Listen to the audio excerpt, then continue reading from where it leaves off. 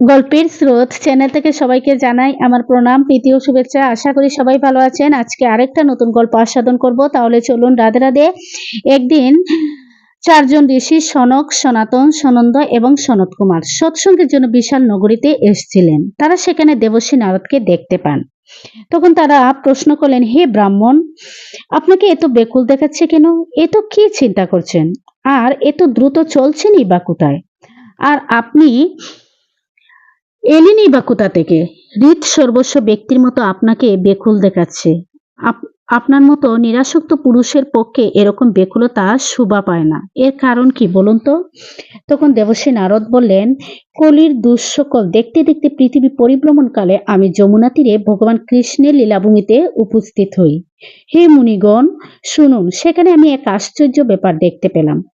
এক যুবতী স্ত্রী বিষণ্ণ মনে বসেছিল। তার পাশে দুজন অচেতন বৃদ্ধ পুরুষ দীর্ঘশ্বাস ফেলছিল। ওই স্ত্রীলোকটি কখনো তাদের জ্ঞান ফেরাবার চেষ্টা করছিল, আবার কখনো তাদের সামনে বসে কাঁদছিল। এমতো অবস্থায় আমাকে দেখে সে উঠে দাঁড়ালো আর অত্যন্ত আকুল হয়ে বলতে লাগলো, হে দেবর্ষি নারদ, কৃপা করে কনককাল অবস্থান করুন এবং আমাকে দুর্ভাবনা থেকে মুক্ত করুন। আপনার দর্শনে মানুষের সব পাপ দূর হয়। আপনার উপদেশ বাক্যে আমার দুঃখেরও শান্তি হবে। বহু ভাগ্যে আপনার দর্শন পেয়েছি। আমি তখন সেই নারীকে জিজ্ঞাসা করলাম, দেবী, তুমি কে? এই পুরুষ দুজন তোমার কে হয়? তখন এই দেবী বলে উঠলেন, আমার নাম ভক্তি। এই পুরুষ দুজন আমার দুই ছেলে, জ্ঞান এবং বৈরাগ্য। কিন্তু এই জ্ঞান আর বৈরাগ্য অতি বৃদ্ধ ছিল। এদের বৃদ্ধাবস্থা দেখে আমার দুঃখ হচ্ছে। আমি নিজে তরুণী, আমার পুত্র এরা দুজন বুড়ো কেন? আমরা তিনজন একসাথে থাকি, কিন্তু এই বিপরীতটা কেন? মা বৃদ্ধা হবে আর ছেলেরা তরুণ থাকবে, এমনটি তো হওয়া উচিত, তাই না? এই পরিপ্রেক্ষিতে আমি আশ্চর্যবিত হয়ে আমার এই দুরবস্থার জন্য সুখ করছি। আপনি পরম বুদ্ধিমান এবং যুগনিধি, এর কারণ কি হতে পারে আমাকে বলুন বাবা। তখন দেবর্ষি নারদ বললেন, তুমি বৃথা কেন দুঃখ করছো? হ্যাঁ, তুমি এত চিন্তাগ্রস্তই বা কেন হচ্ছ? ভগবান শ্রীকৃষ্ণের চরণ কমলের ধ্যান করো, তার কৃপায় তোমার সকল দুঃখের অবসান হবে। তুমি তো ভক্তি দেবী স্বয়ং এবং সর্বদাই তার প্রাণাধিকা। তোমার আহ্বানে তিনি তো অতি নিচু করে চলে আসেন। সত্য, ত্রেতা এবং দাপর, এই তিন যুগে জ্ঞান আর বৈরাগ্য ছিল মুক্তির সাধন। এই দেবী পরমানন্দ চিন্ময় মূর্তি জ্ঞান স্বরূপ শ্রী হরি তার নিজ সৎ স্বরূপে তোমাকে সৃষ্টি করেছেন। তুমি সাক্ষাৎ শ্রীকৃষ্ণের পরমা সুন্দরী প্রিয়া। তুমি যখন একবার হাত জোর করে প্রশ্ন করেছিলে যে আমি কি করব, তখন ভগবান তোমাকে এই নির্দেশই দিয়েছিলেন যে আমার ভক্তদের পোষণ করো। তুমি ভগবানের সেই আদেশ স্বীকার করেছিলে। ভগবান শ্রীহরি তোমার প্রতি সন্তুষ্ট হয়ে এই জ্ঞান ও বৈরাগ্যকে তোমার পুত্ররূপে দান করলেন। তুমি তোমার সাক্ষাৎ স্বরূপে বৈকুণ্ঠ ধামে ভক্তদের পোষণ করো। মর্তলোকে তুমি তো ভক্তদের পোষণের জন্য কেবলমাত্র ছায়ারূপ ধারণ করে রয়েছ।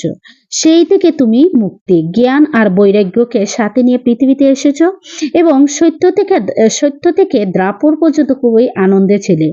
কলিযুগে তোমার দাসী মুক্তি ভণ্ডামি রূপ রোগে আক্রান্ত হয়ে শীর্ণ হতে লাগলে। সেই জন্যই তোমার আদেশে অতি সত্বর বৈকুণ্ঠ লোকে চলে গেছে। এই লোকেও তোমার শরণামাত্রই সে উপস্থিত হয় এবং আবার বৈকুণ্ঠ ধামে চলে যায়। কিন্তু এই জ্ঞান ও বৈরাগ্যকে নিজ পুত্রবোধে নিজের কাছেই রেখেছ। তবু কলিযুগে এদের উপেক্ষা আর দরুন তোমার এই ছেলে দুটি উৎসাহহীন এবং বৃদ্ধ হয়ে গেছে। কিন্তু তুমি চিন্তা করো না, আমি এদের নবজীবন লাভের উপায় চিন্তা করছি। এই বলে সহস্র জন্মের পুণ্য ফলে মানুষের ভক্তিতে অনুরাগ হয়। কলিযুগে কেবল ভক্তি, শুধু ভক্তি সার। ভক্তির টানে সাক্ষাৎ শ্রীকৃষ্ণ সামনে এসে দাঁড়ান। ভক্তির প্রতি যে অবজ্ঞা করে শত্রুতা করে, এই তিন লোকে তার কেবল দুঃখ আর দুঃখই প্রাপ্তি হয়। পুরাকালে ভক্তকে তিরস্কার করে দুর্বাসা মুনিকে অনেক কষ্ট পেতে হয়েছিল। তখন নারদমুনির কাছে এইভাবে নিজের মাহাত্ম্য শুনে ভক্তির সর্বাঙ্গই পুষ্টি লাভ করলো এবং তিনি নারদমুনিকে বলতে লাগলেন, হে নারদমুনি, আপনি দৈন্য, আমার ওপরে আপনার নিশ্চলা প্রীতি রয়েছে, আমি সদাই আপনার হৃদয়ে থাকবো, কখনো আপনাকে ছেড়ে যাব না। হে দেবর্ষী নারদ, আপনি অত্যন্ত কৃপালু, আপনি ক্ষণকাল মধ্যে আমার সমস্ত দুঃখ দূর করে দিয়েছেন। হ্যাঁ, হে দেবর্ষী নারদ, আপনি ধন্য, আমার অতীব সৌভাগ্য যে আপনি এখানে এসেছেন। সংসারে সাধুর দর্শনই সমস্ত সিদ্ধি লাভের পরম করুণা। আপনার উপদেশ কেবল একবার মাত্র গ্রহণ করে ধ্রুব আপনার ওই কৃপায় ধ্রুব পদ লাভ করেছিলেন। আপনি সর্বমঙ্গলময় এবং সাক্ষাৎ ব্রহ্মার পুত্র। আমি আপনাকে প্রণাম করি।